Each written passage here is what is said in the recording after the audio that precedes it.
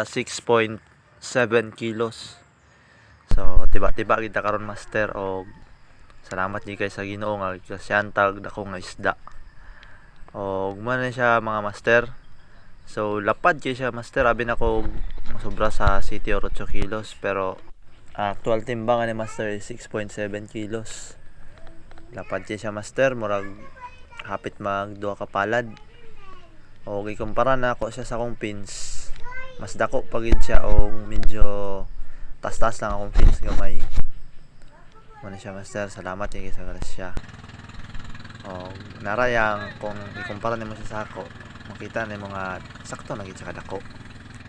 Mo ni ay lipay king bata nga nakakuhag akong personal best na nako ni karon, kay sa una 5.8 man akong best, karon na nako 6.7. Salamat kay Lord.